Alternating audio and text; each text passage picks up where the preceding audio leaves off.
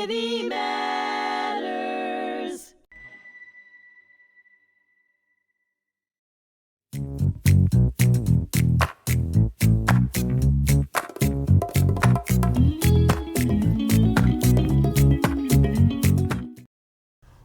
Welcome today, folks, to HMTV and our episode of Influential Origins. I'm your host, Alan Mindel, and I have a tremendous guest with us this afternoon, Zach Einstein Astrof. Zach, it is really a pleasure to get to know you and meet you today and go through really some of what you've experienced in the last few years and the perspective that you have. So welcome.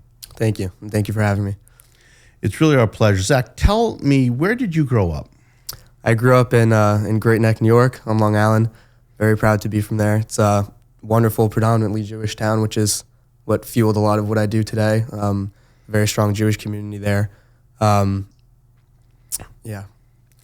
So growing up, what were your interests, though, your main interests that you had as a kid?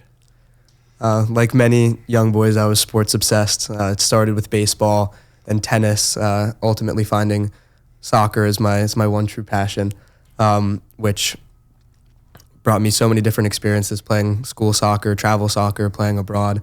Got to meet a lot of great people through that. Still something that I hold very dear to me today. And professionally, what were your goals that you had as you were in high school and coming out? Right. I'd say around 10th grade is when I started to really kind of take shape with my academic and professional endeavors. I was a member of the debate team at my high school and eventually became co-president with my debate partner. And that was something that I took incredibly seriously. I went to the state championship. I went to the national competition through Harvard. And that was something that definitely fueled my passion, because learning about these different political issues that we had to speak about for these debates. It was public forum debate, which was about geopolitics and global issues, and becoming informed on those issues and the research that I had to do to prepare for those debates was really what got me so interested in geopolitics, and it's what led me to majoring in government and politics when I got to the University of Maryland. So we're going to get there in a second.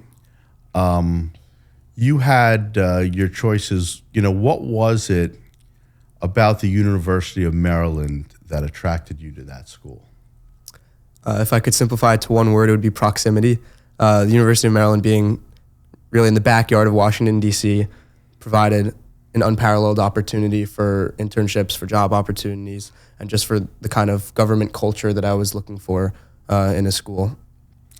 Now, growing up, you went to Hebrew school. That's correct. So you come from a home that was a Jewish home, traditional, but it was important to you for your identity. It wasn't your entire identity. You were a tremendous soccer player. You were a good debater. You had other interests in school. And when you looked at Maryland, it was for the full package of the full college experience. Right. So when you visited campus, how did it seem to you at that time when you were looking at your different opportunities in schools? Well, the campus was incredibly lively when we went and visited.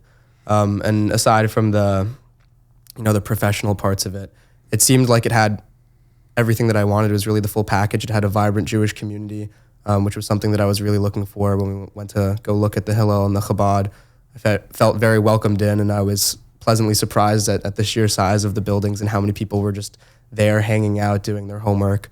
And it's just like a fun culture at that school. It's a big sports school. There's a lot of people there. It's just a fun environment. And it's very much a multicultural environment in the theory of what it's supposed to be. Right, definitely. And were you looking forward to that? Yeah, I looked for a bigger school. I wanted to have kind of a more diverse area and meet different kinds of people, be open to new experiences. And Maryland is a school that's so big that it has really a limitless amount of opportunities that it provides if you want to get involved in something that you've never tried before, or really harrow in on something that you're passionate about. There was all sorts of paths. So when did you start your education there? What year was it? That was the fall of 2024. Okay. 2023, sorry. The fall of 2023. Right. So September, August of that time, you come in, you move in, you met a roommate, and what clubs and different things did you start going to at that point? So immediately upon getting to campus, I got involved with Terps for Israel, which was the pro-Israel organization on campus, and I got involved on their education board, which dealt with a lot of education, not just like intra-community, you know, within the Jewish community teaching people, but also tabling, which is where you go out to spots of campus that get a lot of foot traffic, and you go out there and you educate on specific topics, whether it's, you know, why Israel was created or what Zionism is. But at that time, before October of that year, there were no signs of anything but a welcoming multicultural environment that you were dealing with at the time. Right. You had met people from different religions, different races, and when you first got there that September, were there any signs of anything that seemed different from what you were expecting?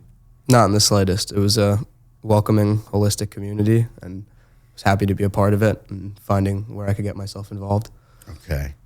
Now, on October 7th, that morning, that early morning, what was the first news that you kind of heard? Well, I woke up and on my phone, the first thing that I saw was like text messages from a few of my friends being like, "Are you seeing this?" And I was, "Seeing what?" So I like went to the New York Times. I went to Instagram and I started scrolling through. I couldn't really find many articles yet, but on social media you could see videos, not very specific videos, but just of, you know, like cars on fire and screaming. And I was confused. I didn't really think so much of it. I was like, oh, you know, this is kind of what happens in Israel from time to time. There are, of course, terrorist attacks, and I couldn't have possibly imagined the scale of it the morning of. But as the day went on and the information unfolded, there's really no words for it. It was. And how detailed the information did you eventually get that day as the day kind of went through? I would say quite detailed. Social media has a unique ability of providing information quickly to people, and like seeing videos from inside Israel of what was happening was a complete shock. And on top of that, being in such close-knit Jewish communities, both at school and at home, I had a plethora of people texting me and calling me that I was talking to about what was happening, some people with more information than me. So I just intaking new information the entire day and just kept getting worse and worse. And so the scale of it became apparent. Obvious, yeah. Right.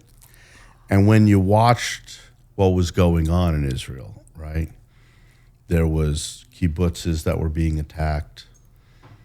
You saw what was happening to parents and children, right? And you also saw scenes from the Nova Festival, right? Yeah. Now, when you look at the kids that attended that festival, do they look like kids that you would hang out with? Of course.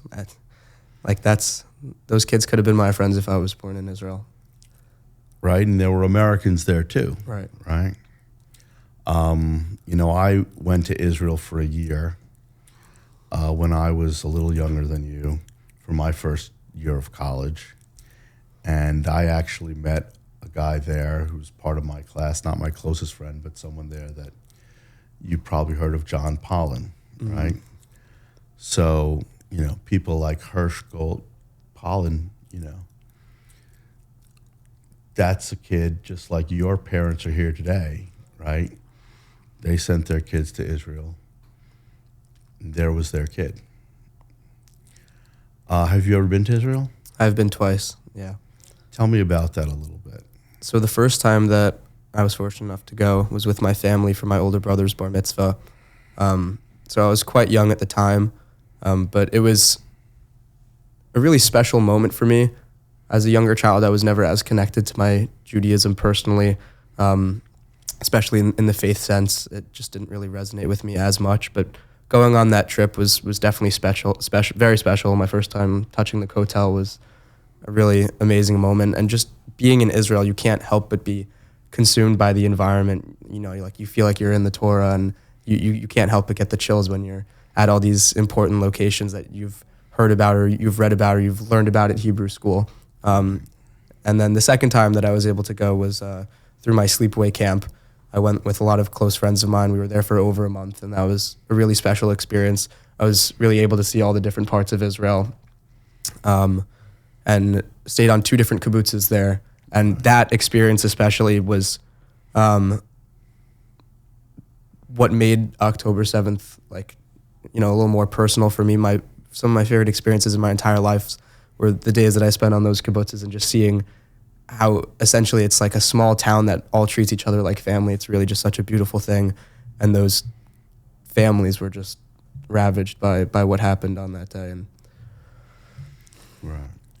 And those kibbutzes, some of those kibbutzes were dedicated to peace.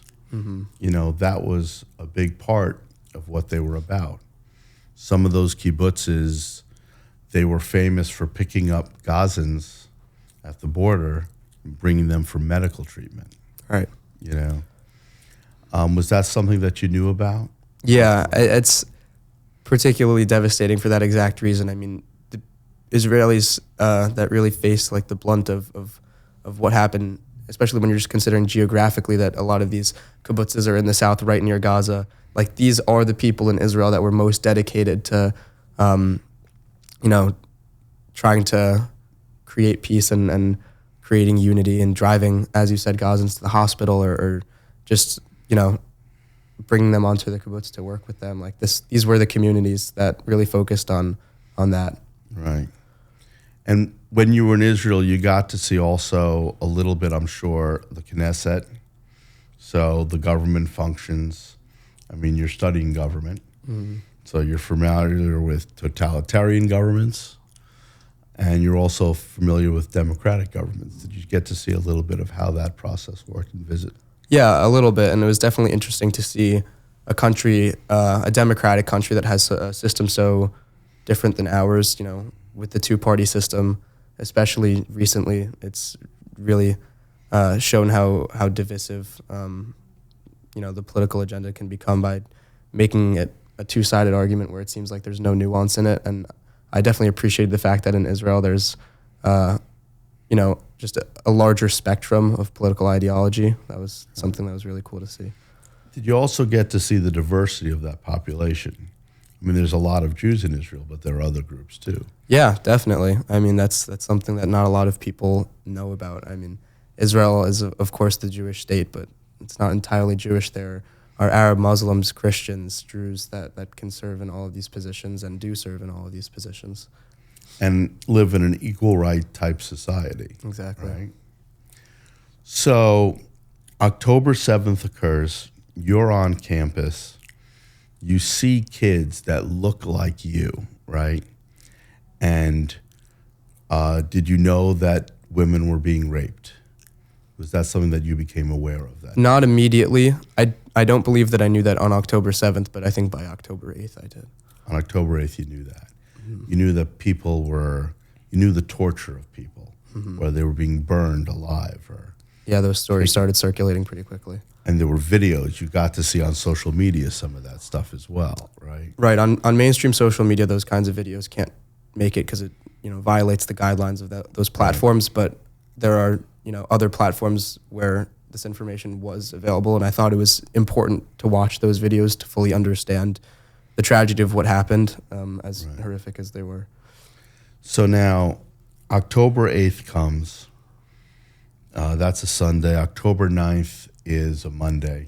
And now you're back on campus, right? And you're a Jewish American from a strong Jewish family, but a multicultural person enjoying the college experience. And your particular group that you are associated with as a Jew has just suffered the worst tragedy that it has seen since the Holocaust, right?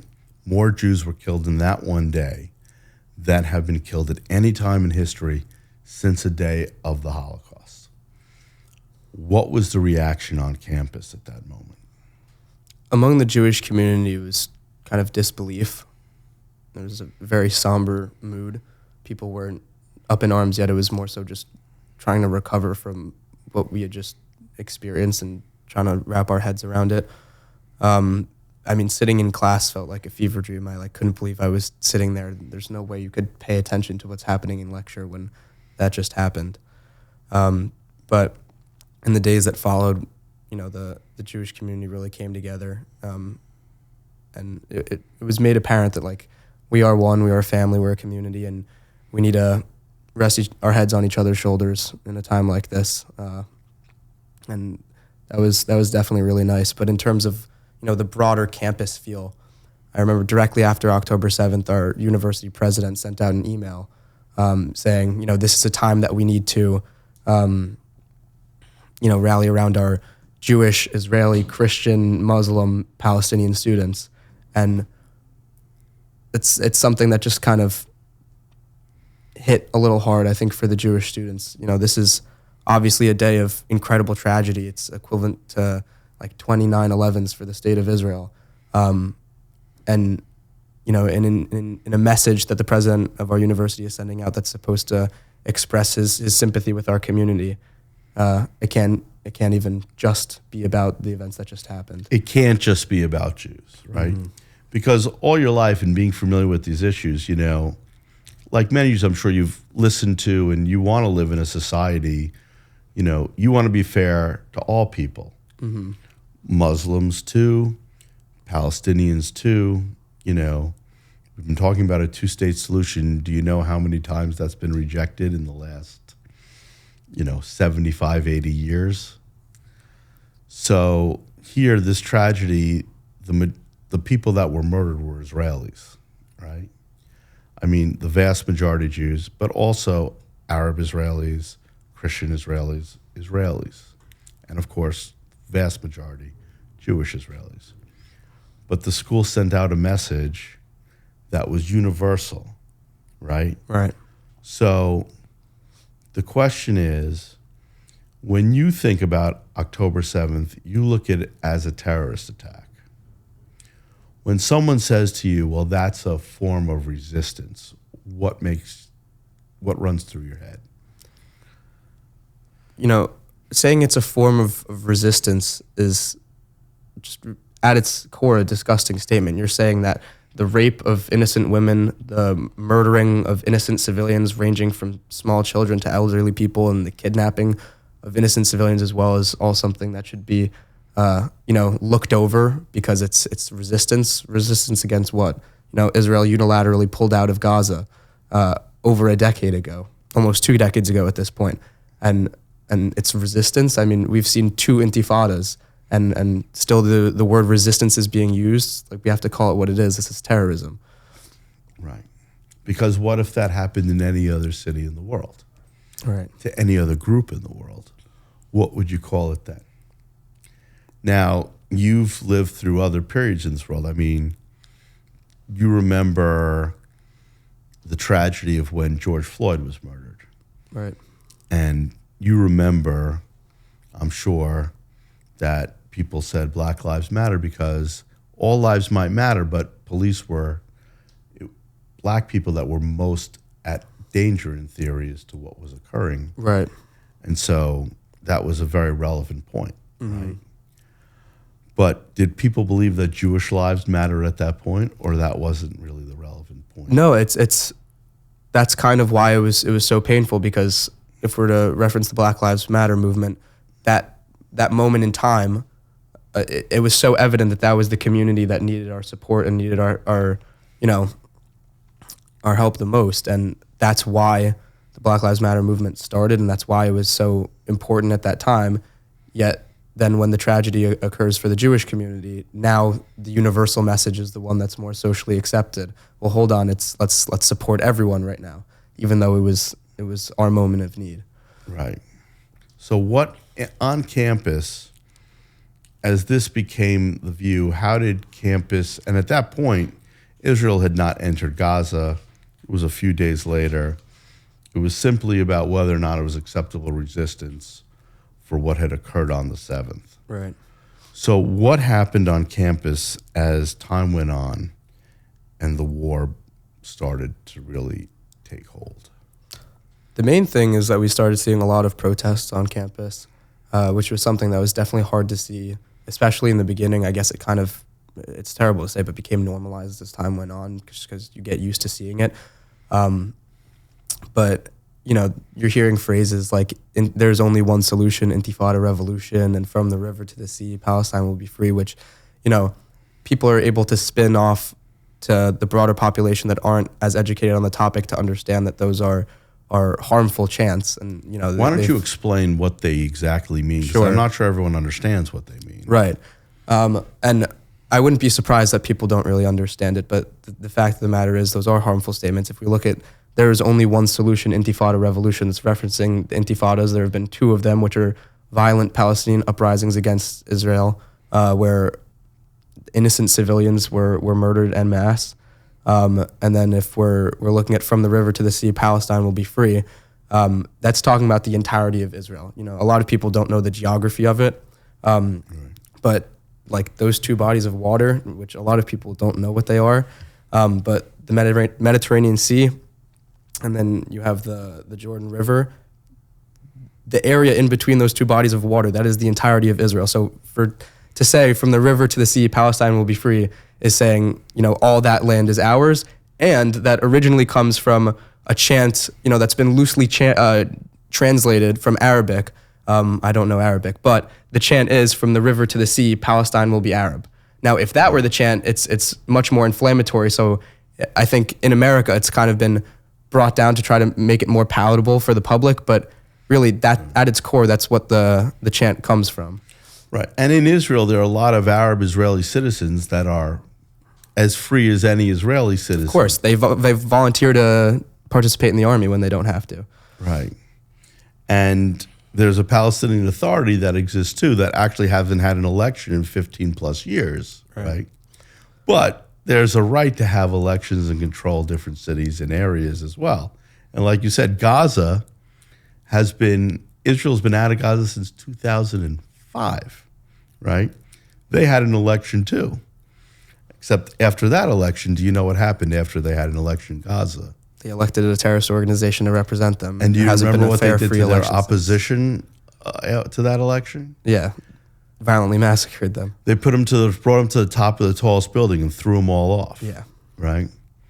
So, but, I mean, this is the point, right? That's what they were saying. But that wasn't necessarily the only thing they were saying in those rallies. No. What else were they saying? I mean, those catchy phrases, shall we call them, was kind of how these protests were defined like that. That's what people took away from them. But a lot of it was just harmful rhetoric that aimed to legitimize the actions of Hamas and see them, as we've talked about, as justified resistance as compared to a terrorist organization. And a lot of that just comes from false claims. And it's most painful to see that, because you can't have a reasonable disagreement or civil discourse with someone when you can't even agree on historical facts. Like, who is indigenous to the land? It's the Jewish people. But if a fact as simple as that can't even be agreed on, how are you supposed to start a conversation, right? Well, there's other parts of that too, like Gaza is an open-air prison. Gaza's got two countries on its border. Israel's one. Do you know who the other country is? Egypt, who has 7 layers of heavily protected fencing to keep out every single last Palestinian from coming into Egypt. And how many Gazans work in Egypt? Do you know how many Gazans had come through the border in the year before October 7th? Into Egypt? Into Israel. Into Israel? Many came for working on working visas. Thousands upon thousands upon thousands. Right. And the other part of Gaza is where? It's on the Mediterranean, right? Do you know what one of the major industries was in Gaza when it was turned over in 2005? What's that? Farming.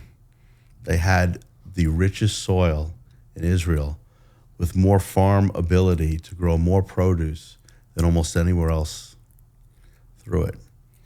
And it's, if you've seen pictures of it, have you seen pictures of what Gaza looked like before October 7th? It's beautiful.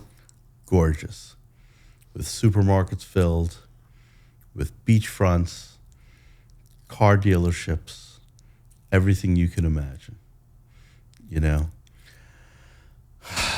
So, I mean, this is the image. There's the reality of what Gaza was, not that it's perfect at all, versus the image that is portrayed of of what it is. Right.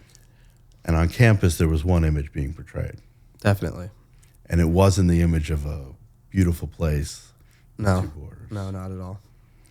All right. Well, when we come back in our next segment, we'll talk about how this advanced to our next point.